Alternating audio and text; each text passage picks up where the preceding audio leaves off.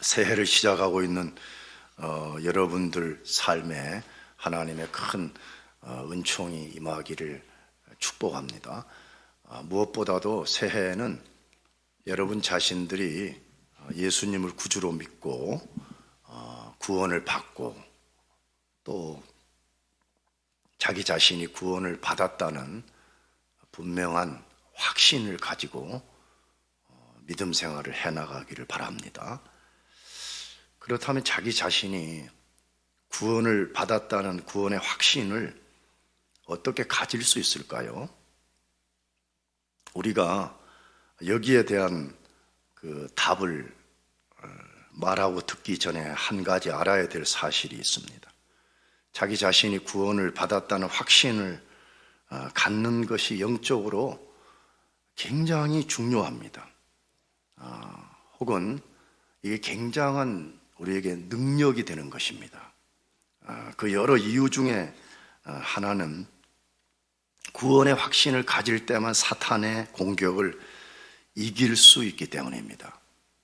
이 사단이 구원받은 성도를 공격하여서 구원받은 성도다운 삶을 살지 못하게 하는 최고의 방법이 하나 있는데, 그것은 구원받은 것을 의심하게 만드는 것입니다. 진짜 구원받은 사람들은 이런 경험이 있을 줄로 알아요. 예수님을 구주로 분명히 자기가 믿어요. 그런데 구원의 확신이 없고 구원의 의심 속에서 갈등하면 자기 자신이 얼마나 영적으로 혼란스럽고 무기력한지를 경험하게 됩니다. 그렇기 때문에 자기 자신이 구원의 확신을 갖고 주님을 따라간다는 것은 얼마나 큰 능력이 되는지 몰라요. 그렇다면 구원의 확신 어떻게 가질 수가 있어요? 최소한 우리는 이 세 가지 논리적 사실이 전제되어야 됩니다. 이것이 없이 구원의 확신을 갖는다는 것은 거짓말이다, 그 말이거든요. 첫 번째로는 예수님을 자신의 구주로 믿어야 됩니다. 예수님을 자신의 뭘로 믿어야 된다고요? 구주로 분명하게 믿어야 돼요. 가장 중요한 사실입니다. 만일 어떤 사람이 예수님을 자신의 구주로 영접하거나 믿지 않으면서 구원의 확신을 가지려고 한다면 그 사람은 거짓이라는 기초 위에 확신이라는 집을 지으려는 것과 같습니다. 그런 사람은 당연히 구원의 확신을 가질 수가 없습니다. 제가 이해한 바로는 진짜 우리가 예수 믿고 구원받으면 구원의 확신을 저절로 갖게 되는 거예요. 근데 왜 수많은 갈등을 겪느냐 그러면 그 중에 하나가 진짜 자기 자신이 예수님을 구주로 영접한 적이 없기 때문에 그래요. 다시 말하면 예수님이 그 사람의 주가 된 적이 없다 이 말이에요. 그냥 입으로만 지식적으로만 동의한 거지 진짜 예수 그리스도 그분을 자신의 왕으로 영접한 적이 없기 때문에 그러는 것이에요. 그럼에도 불구하고 자기가 자꾸 구원의 확신을 가져보려고 그러는데 안 생기거든요. 그런 사람들은 회의하다가 그리스도를 믿지 못하고 포기해버리는 것입니다. 그러므로 자기 자신이 예수님을 구주로 믿는 것은 가장 중요한 대전제입니다. 두 번째로 성령님이 그 사람의 영혼에 구원받은 하나님의 자녀라는 확증을 주셔야 됩니다. 다시 제일 먼저는 자기 자신이 예수님을 자신의 구주로 영접 혹은 믿어야 돼요. 그럴 때에 성령님이 그 사람의 영혼에 너는 하나님의 자녀라고 하는 인침, 증거, 개런티를 해 주셔야 된다 이 말이에요. 그것을 로마서 8장 16절에서 분명하게 말씀하는데 성령이 친히 우리의 영과 더불어 우리가 하나님의 자녀인 것을 증언하시나니 라고 되어 있습니다. 성령의 여러 역할이 있습니다. 근데 그 중에 우리 구원과 관련해서 아주 중요한 게 뭐냐 그러면 성령이 친히 직접 우리의 영과 더불어 우리가 누구 자녀인 걸 증거해 주신다고요? 하나님의 자녀인 것을 증거해 주시나니 이렇게 되어 있습니다. 그러므로 우리가 구원의 확신을 가지려면 이 대전제가 없이는 불가능한 거예요. 내가 예수님을 나의 구주로 진짜 영접해야 돼요. 두 번째로는 진짜 영접한 사람 속에는 성령님이 너는 하나님의 자녀라는 것을 그 사람의 영혼을 통해 가지고 직접 증언을 해 주신다라고 말씀하고 있습니다. 그러므로 만일에 여러분 가운데 목사님 나는 예수님 진짜 믿어줘요. 근데 왜 구원의 확신이 안 생기죠? 그런 사람이 있다면요, 여러 가지를 물론 점검해야 됩니다만 이 말씀에 근거하면요, 겸손히 성령님께 구해야 됩니다. 성령님, 난 진짜 예수님 믿어줘요. 그러므로 성령님이 직접 내 영혼 속에 역사해서 내가 하나님의 자녀인 것을 증언해 주십시오라고 간구해야 되는 것입니다. 그런 사람은 더 이상 의심하지 않는 확신 속에서 자기가 구원받았다는 것을 믿고 살아갈 수가 있습니다. 세 번째 논리적 근거는 뭐냐 그러면 분명한 구원의 증거에 근거해서 확신을 가져야 됩니다. 구원을 받으면 반드시 구원의 증거가 동반이 됩니다. 물론 단번에 완벽한 증거가 동반되는 것은 아니지만 구원을 받으면 그때부터 구원받았다는 증거의 움들이 트기 시작해요. 생명을 가진 씨앗이 땅에 심어지면 그것이 움이 트기 시작하잖아요. 그런 것처럼 진짜 구원이라는 생명이 그 사람 속에 심어지게 되면 생명의 움이 트기 시작하는 것입니다. 그러므로 내가 진짜 구원받았는지 안 받았는지를 아는 중요한 시금석이 뭐냐 그러면 나는 구원받은 증거가 내 삶에 동반되는가를 점검해야 된다는 것이에요. 그것을 요한 1서에서 가장 잘 알려주고 있습니다. 우리는 이미 요한 1서에서 세 가지 증거를 배웠습니다. 구원받은 사람은 이런 증거가 동반된다 이거죠. 첫 번째로는 빛 가운데 행한다라고 말합니다. 아주 분명합니다. 성경은. 누군가가 말했습니다. 이 성경이 너무 분명한 것 때문에 두렵다는 거예요. 성경이 애매모호해서 두려운 게 아니라 성경이 무엇을 말하는지가 너무 분명해서 두렵다고 어느 신학자가 말한 것처럼 성경은 구원받은 사람의 증거를 아주 명료하게 말씀하는데 빛 가운데 행한다라고 말하고 있습니다. 두 번째로는 죄에 대해서 올바른 반응을 한다고 말씀합니다. 세 번째로는 하나님의 계명에 순종한다라고 말씀합니다. 그리고 오늘 본문은 네 번째 증거를 알려주는데 형제를 사랑한다라고 말씀합니다.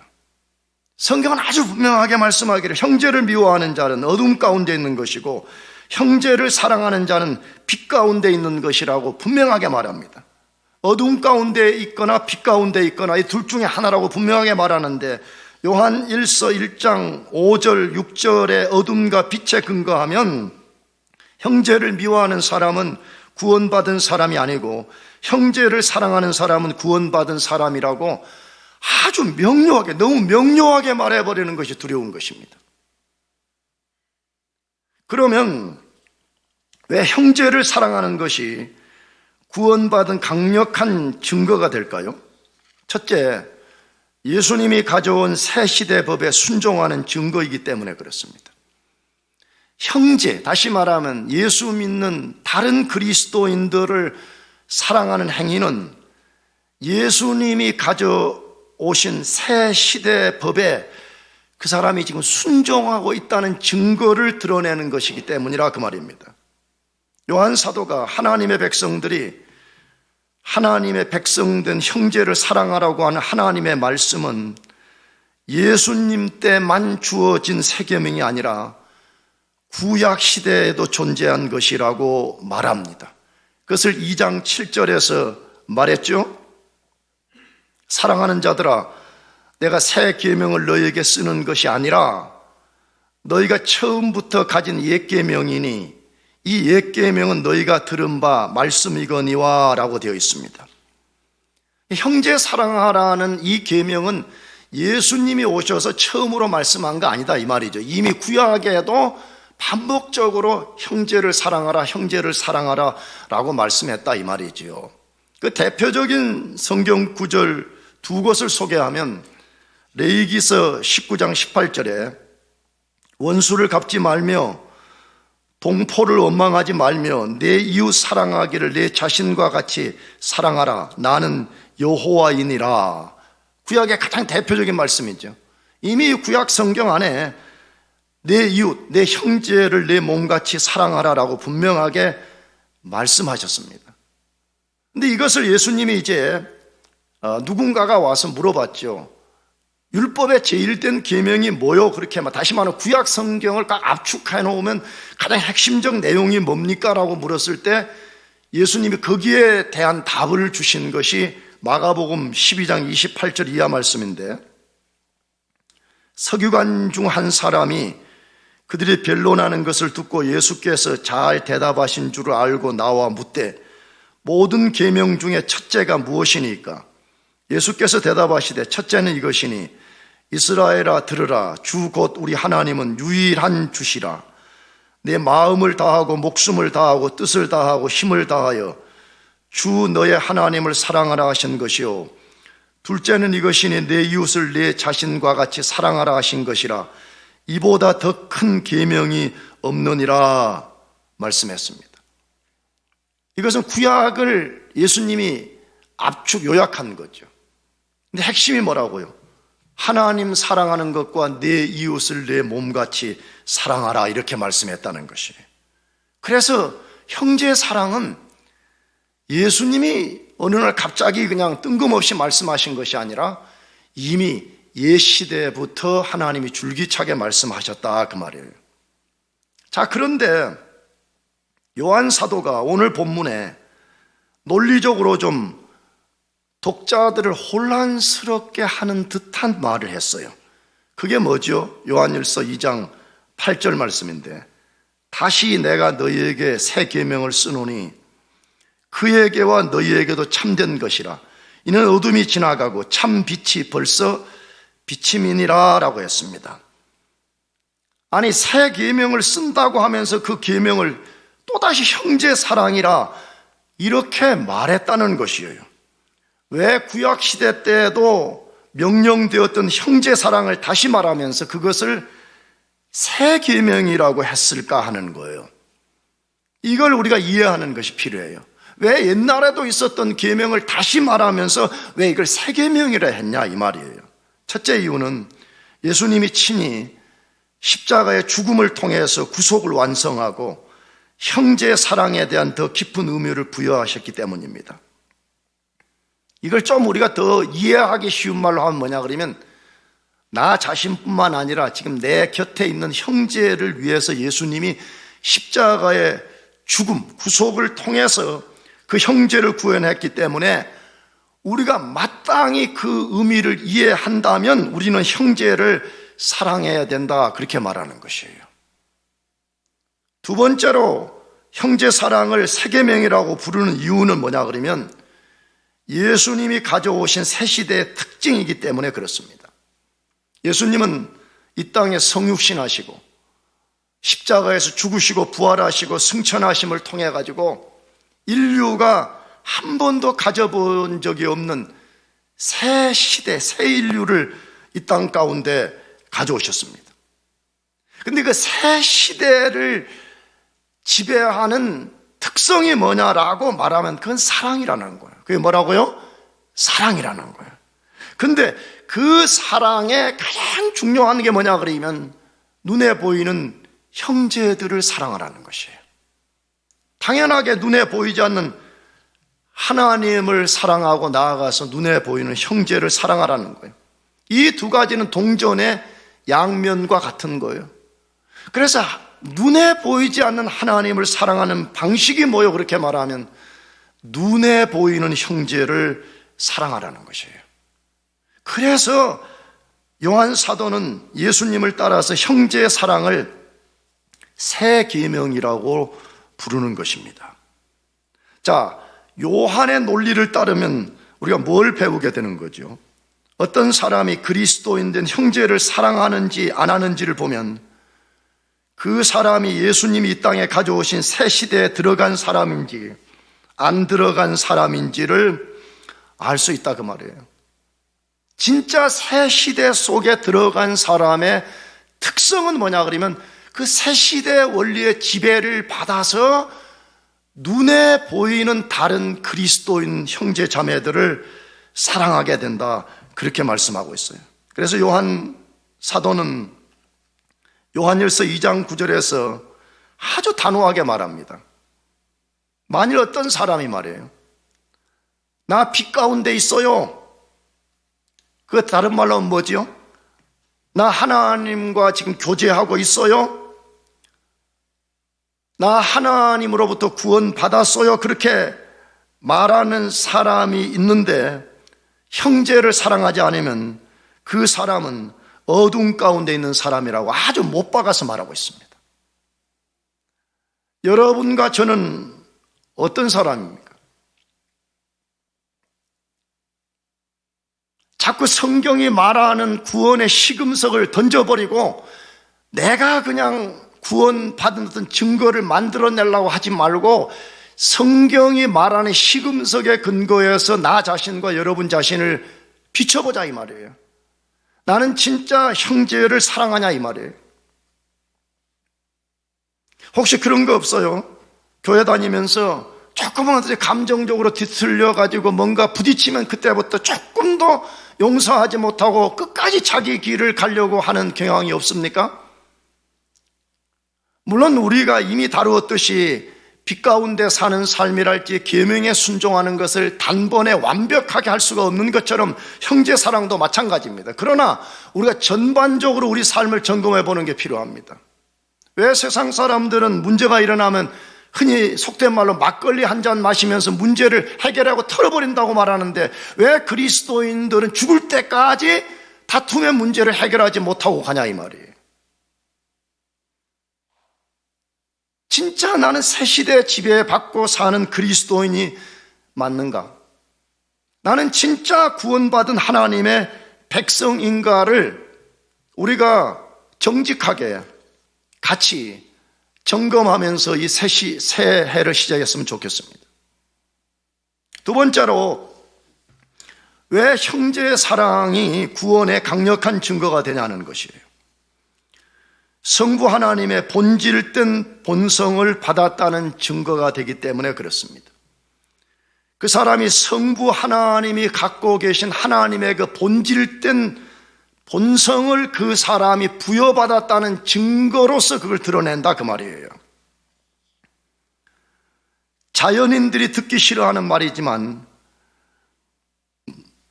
자연에는 이기적 사랑은 있어도 근본적으로 다른 사람을 사랑하는 이타적 사랑이 없습니다. 그 이유는 죄 때문입니다. 죄는 이기적인 것을 위해서는 자신을 불태우게 만들지만 타인을 위해서, 이타적인 것을 위해서는 인색하기 그지없는 태도를 만들어냅니다. 그래서 자연인은 더더욱 하나님을 사랑할 마음과 하나님의 백성들을 사랑할 마음을 갖지 못합니다. 오히려 그 두 대상에 대해서 적대적 태도를 갖습니다. 그것을 증거해 주는 성경에 여러 곳의 말씀이 있는데 대표적으로 두 곳의 말씀을 소개하려고 그래요. 하나는 요한복음 3장 19절에서 20절인데 그 정죄는 이것이니 곧 빛이 세상에 왔으되 사람들이 자기 행위가 악함으로 빛보다 어둠을 더 사랑한 것이니라. 악을 행하는 자마다 빛을 미워하여 빛으로 오지 아니하나니 이는 그 행위가 드러날까 함이요 라고 되어 있습니다. 이것은 자연인의 특성을 가장 잘 보여주는 성경 중에 하나입니다. 생명의 빛이신 하나님의 아들 예수 그리스도가 우리에게 생명의 빛을 비춰주러 오셨는데 오히려 사람들은 그 빛을 미워하고 빛으로부터 도망가고 그 빛으로부터 숨으려는 특성을 드러낸다는 거예요. 뭐 때문에요? 그 빛 앞에 자기의 악이 드러나는 것이 두려워서 그렇게 한다고 말해요. 두 번째로 이런 적대적 태도를 가지는 성경이 마태복음 25장 41절 이하의 말씀인데, 이 말씀은 최후 심판날에 예수 그리스도가 양과 염소를 구분하듯이 두 부류의 인류를 구별해 놓고 이제 심판하는 내용을 다룬 말씀이에요. 그런데 지옥에 떨어질 인간들에 대한 심판의 내용이 뭔가를 잘 보자 이 말이에요. 왜 그들은 무엇 때문에 지옥에 떨어진다라고 말하는가 하는 것이에요. 또 왼편에 있는 자들에게 이르시되 저주를 받은 자들아 나를 떠나 마귀와 그 사자들을 위하여 예비된 영원한 불에 들어가라. 내가 줄일 때 너희가 먹을 것을 주지 아니하였고 목마를 때 마시게 하지 아니하였고 나그네 되었을 때 영접하지 아니하였고 헐벗을 때 옷 입히지 아니하였고 병들었을 때와 옥에 갇혔을 때 돌아보지 아니하였느니라. 자, 그들은 뭐 때문에 지옥 간대요? 예수님 자신을 표현했어요. 내가 목마를 때, 내가 나그네 되었을 때, 내가 줄일 때, 내가 헐벗었을 때 너희들 아무도 안 돌아봤다 이 말이에요. 근데 여기 예수님 누구 지칭하는 거예요? 형제 지칭하는 거예요. 이 본문의 문맥을 보게 되면 철저하게 이기적 태도를 가지고 살았다는 거예요. 철저하게 자기밖에 모르는 삶을 살았다는 거예요. 형제에 대한 아무런 관심이 없이 무관심 속에 산 사람들에 대해서 말하는 것입니다. 이 두 말씀은 죄에 지배된 인간의 행위를 완벽하게 보여줍니다. 그 완벽한 행위가 뭐라고요? 다시요. 생명의 빛이신 예수 그리스도가 오셔서 생명을 얻도록 빛을 비춰주는데도 불구하고 그것을 거부한다는 거예요. 두 번째는 뭐라고요? 그런 사람들은 필연적으로 하나님의 백성된 그리스도인들을 미워할 뿐 사랑하지 않게 된다는 거예요. 그러므로 형제 사랑이라는 것은요, 그냥 단순하게 우리가 교회에서 그냥 좀 듣기 좋게 형제를 사랑합시다 그런 차원의 문제가 아니라, 형제 사랑은 오늘 본문에 근거하면 내가 진짜 구원받은 하나님의 백성인가 아닌가를 드러내는 강력한 증거가 된다라고 말합니다. 한번 잘 생각해 봅시다. 어떤 사람이 빛 가운데 나오지도 않아요. 형제를 철저하게 미워해요. 근데 갑자기 돌변을 해가지고 그리스도인들을 사랑하게 된다. 그건 자연적으로는 불가능한 것입니다. 그렇지 않아요? 근데 만일 어떤 사람이 이제 그런 일이 일어났다면 그 사람의 존재에 어떤 변화가 일어나지 않고는 불가능한 것입니다. 그럼 어떤 변화가 일어났다는 거예요?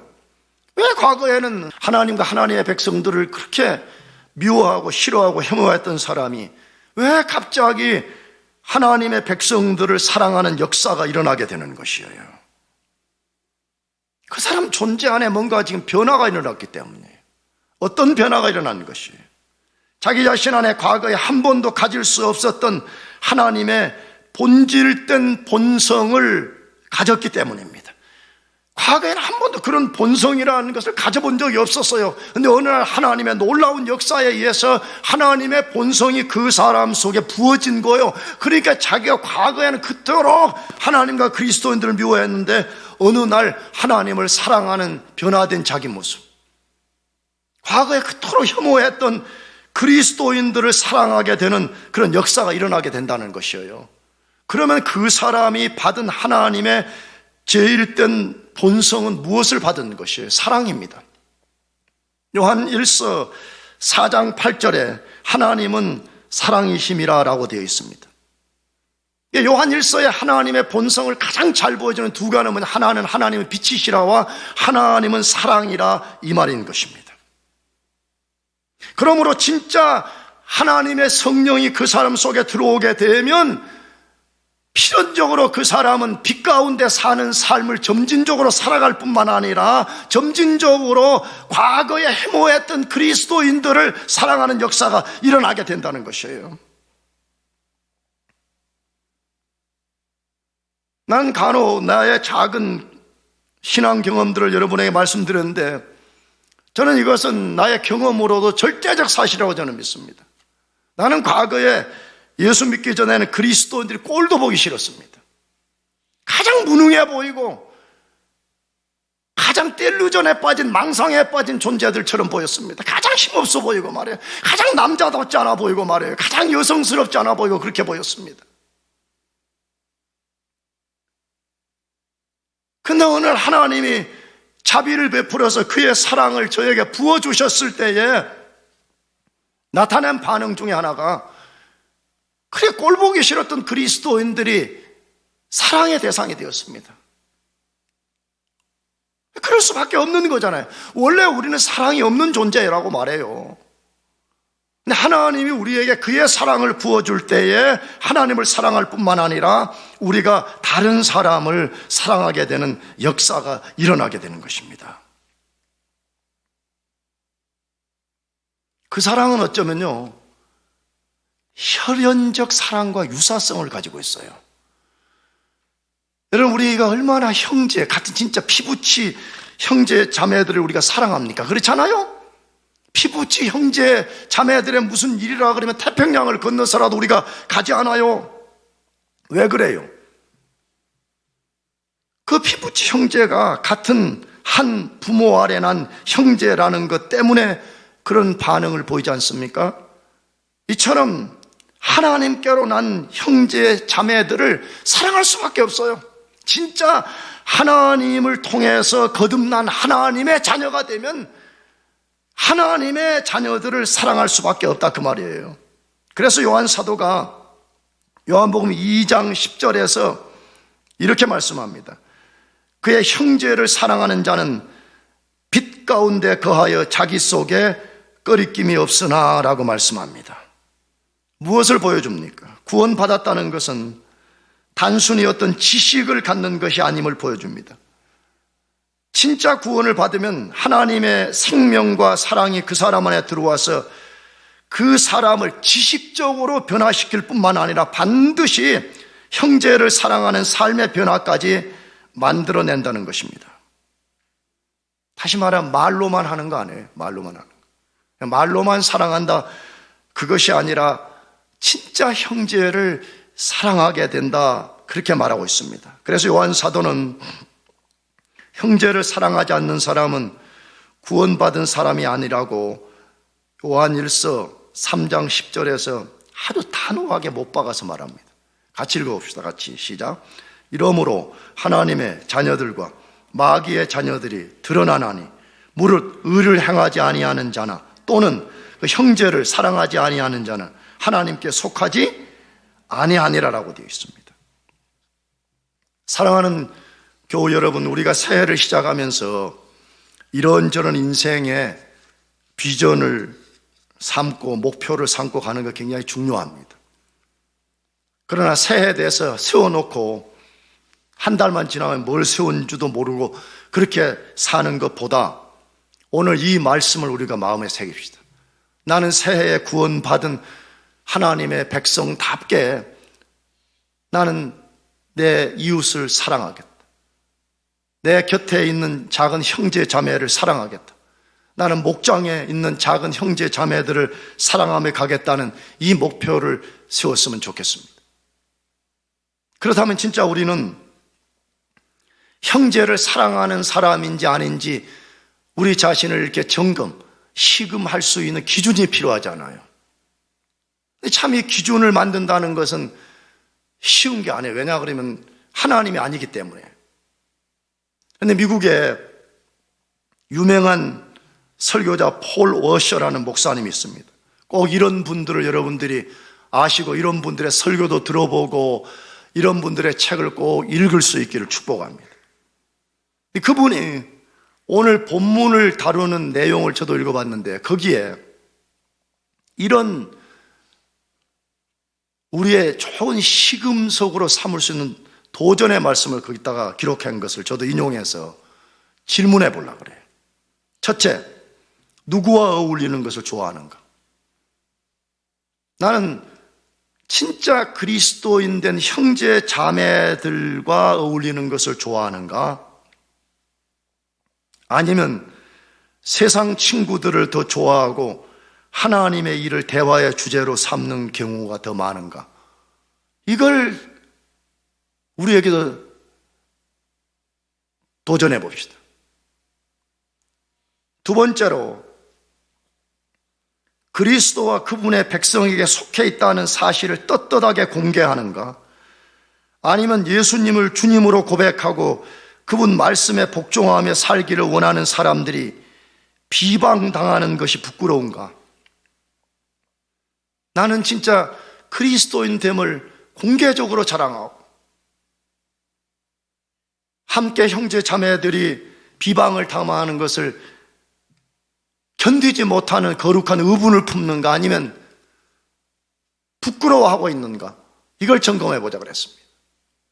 세 번째로, 교회의 많은 약점과 도덕적 실패를 알고 있지만 실망하지 않고 교회의 갱신을 위해서 헌신하는가, 아니면 마귀와 세상의 편에 서서 교회를 비방하는 일에 동참하는가?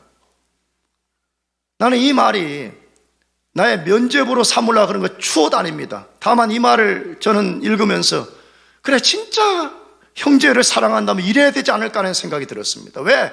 우리 모두는 다 불완전한 사람들의 모임이 아니에요? 그렇다면 우리가 교회의 약함을 알면서도 우리는 이걸 비방하는 사람들이 아니라 진짜 우리가 성령의 도우심으로 교회를 갱신해서 나가겠다고 하는 하나님 편에 선 사람인가를 점검해 보자, 이 말이에요. 네 번째로, 교인으로서 교회를 위해서 헌신하고 봉사하는가?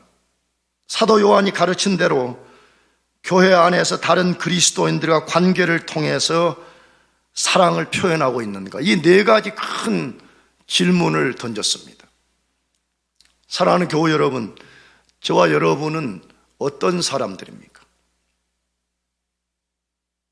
우리는 진짜 눈에 보이는 하나님을 사랑할 뿐만 아니라 눈에 보이지 않는 형제 자매들을 사랑하는 사람인가를 잘 점검해 보시기 바랍니다.